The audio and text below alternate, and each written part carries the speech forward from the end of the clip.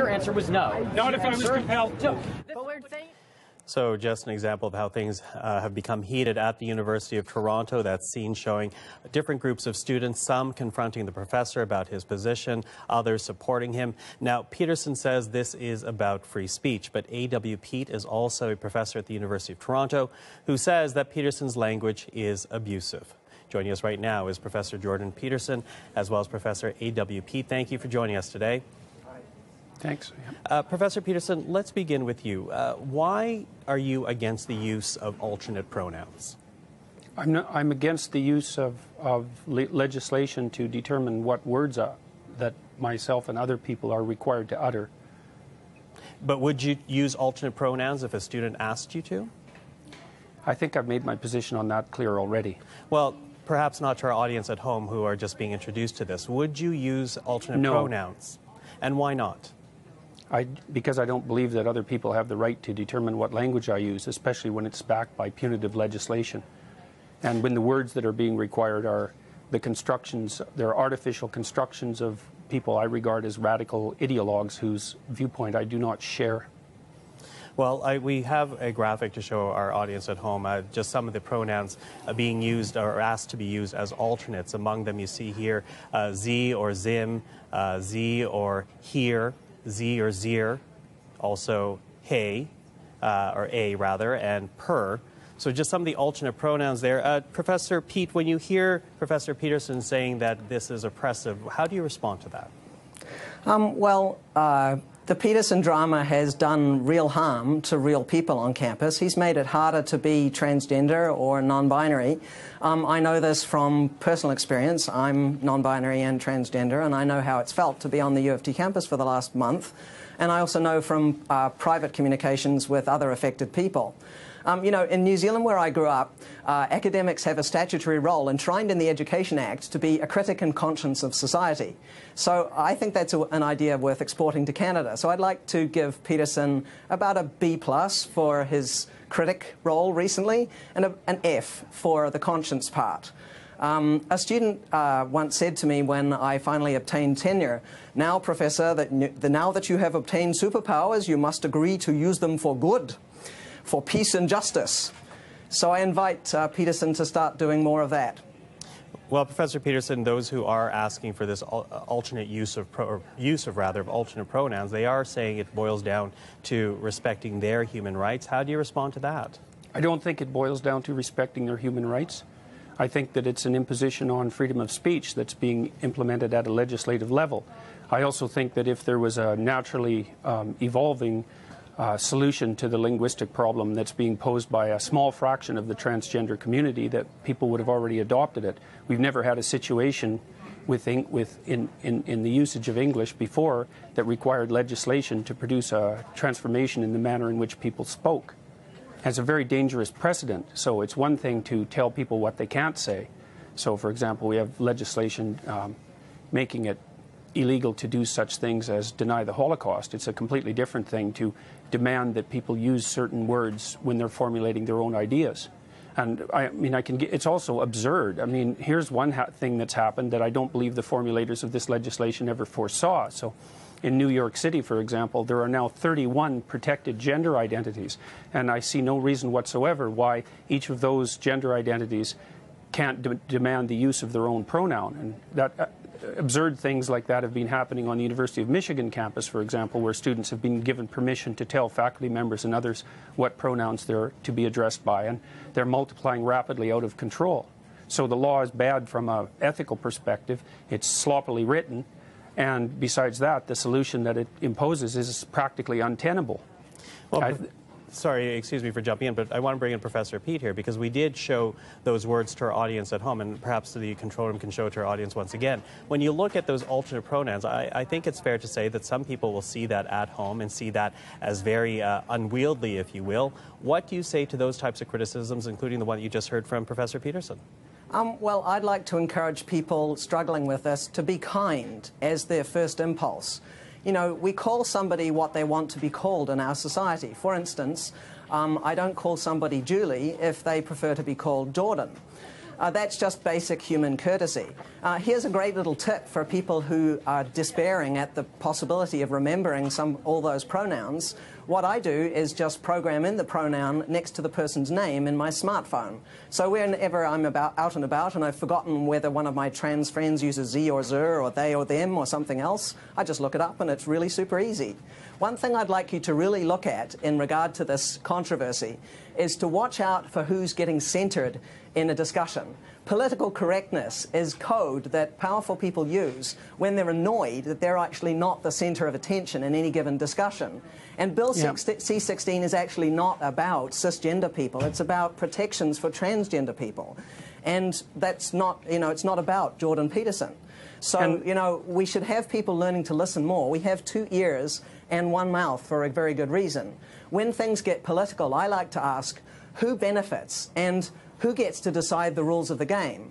So, mostly with this Peterson controversy, which is really just a small drama, a tempest in a teapot, he could just get over learning to program a few pronouns into his phone. By the way, I only have half a dozen or so that I actually use on an everyday basis, so it's not all that difficult. Professor Peterson, sorry, Professor Peterson, you can jump in because I think Professor Peterson wants to get in on that.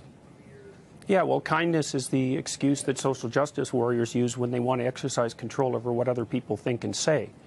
So, if we're bandying back and forth our differences in values, I would say that the highest possible value is truth, and that one of the concomitants is that we need stringent protection for freedom of speech so that we can utter the truths that we see fit.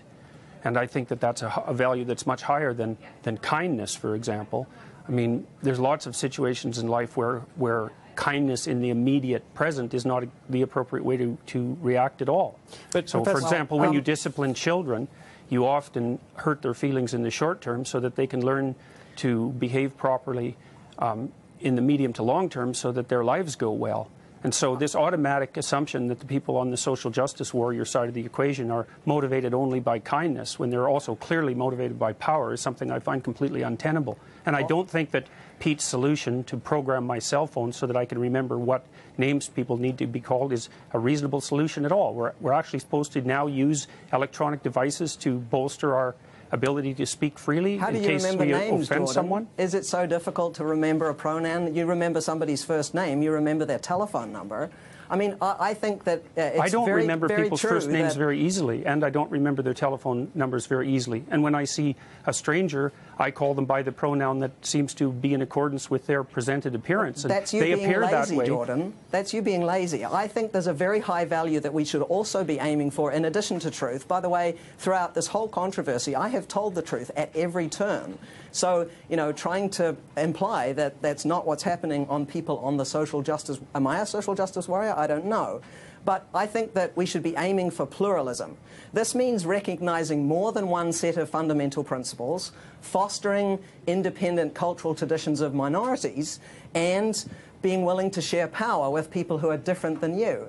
I think if you just stop centering this whole controversy on yourself and how hard it is for you to accommodate genderqueer people, well, have a little bit of sympathy. I mean, those of us who are trans encounter much more greater indignities every day and every week of the month. For example, have you recently had a bank employee accuse you of trying to masquerade as yourself at a bank and then locking down your ATM card and credit card so that you can't use any money?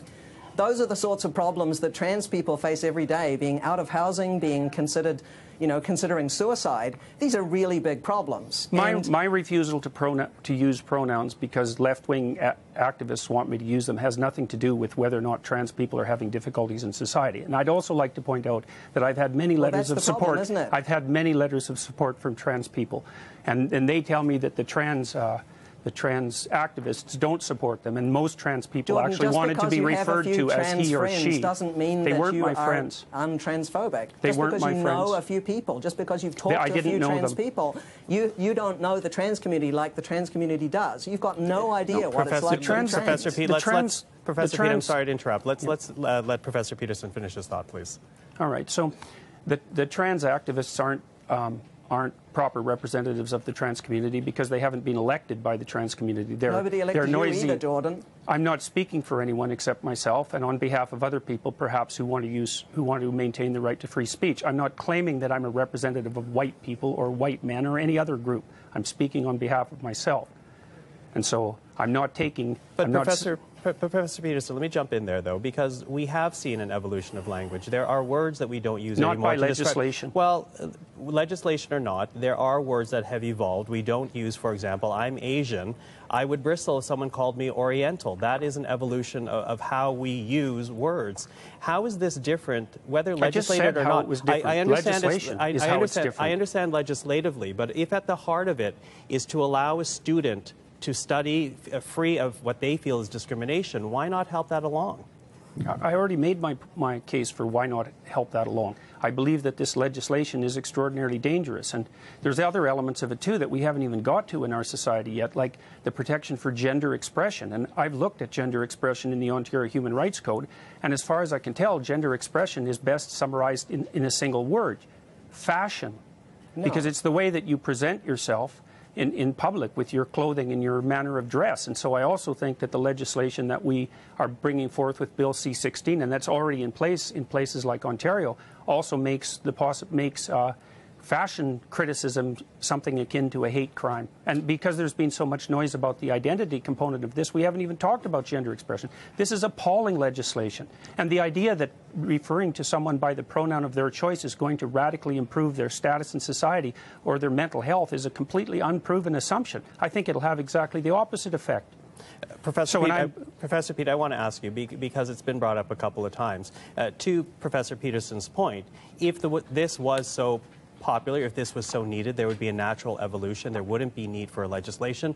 Why the need for legislating this as opposed to allowing it to evolve naturally? Well, Bill C-16 and the Ontario Human Rights Code do not actually legislate pronoun usage. They don't specify 31 genders or anything of the kind. But let me jump in, though. The university is essentially telling, at this point, its human resources people to use alternate pronouns, in a way legislating their staff to do this. No, wait, the legislation the legislation also requires it, and the university made clear their concordance with that assumption on my part by mentioning in the letter that asked me to silence myself that I'm required to act in accordance with the provisions of the Ontario Human Rights Act. And so the university knows full well that the legislation does precisely what I suggest it does. It's not written precisely in Bill C-16. It's written in the Ontario Human Rights Code. And if you read the Ontario Human Rights Commission policies on such things, you'll see very rapidly that utilization of preferred pronouns is part of the legislative package. So if you read the legislation, Jordan, you will find out that they're actually called correct pronouns. There's no preference about this. There is on the Ontario. There is on the Ontario Human Rights Commission website where the policy is laid out, and if people don't believe that, they can just go look themselves. Professor Pete, when you hear that this is a free speech issue, that you hear Professor Peterson in this case essentially saying that he doesn't want to be legislated to adopt new language, what's your response to that? Well, I share a number of Jordan's concerns about freedom of speech and academic freedom on campus. These are both very, very important principles, and they should apply regardless of what kind of politics you like. For example, if you're a left-winger or a right-winger or an up-winger or a down-winger or whatever it is. But, you know, the reason why we have laws that protect academic freedom and freedom of speech is primarily to prevent government interference in individuals' lives, in their business. It's there really mostly to protect against a form of structural violence. And these free speech laws were actually never intended to be used as all-purpose accountability shields, you know, so that you don't have to be held accountable for your actions. I'm perfectly willing to be held accountable for my actions, and the university has already indicated the seriousness with which they view my actions. And I also do not believe that free speech laws were there to protect, to regulate violence. Free speech laws are there because we use free speech to identify problems in our society, generate solutions to the problems, and then reach a consensus. So freedom of speech is actually is protection for the mechanism by which our individuals and society properly orient themselves across time. It's not even a principle. It's the fundamental method by which our societies manage to maintain the stability that they do maintain. And it's one of the ways we do that, yes. Well, I would say that it's the fundamental way. So, and I mean, I think we could have a reasonable discussion about that, but because freedom of speech is so tightly tangled up with the means by which we solve problems. I mean, I think, you know, and then I talk, but I get corrected when I speak publicly. And the fact that I'm being corrected constantly by the people that I'm speaking with helps orient my speech properly and helps orient public discussion properly. And I can tell you, too, that if there wasn't something absolutely vital at stake here that had a lot more to do than with just simple kindness, there wouldn't have been millions of people watching, for example, the assault that took place during the free speech rally that was held a few days after I released the video, which I see that CBC conveniently omitted to include in their video clips at the beginning of this interview. Well, Professor Peterson, we do want to thank you. We're sorry we're out of time here, but I want to thank both of you for joining us today. That is the University of Toronto professors Jordan Peterson and A.W. Pete, talking about what has become a very big controversy at the University of Toronto and beyond.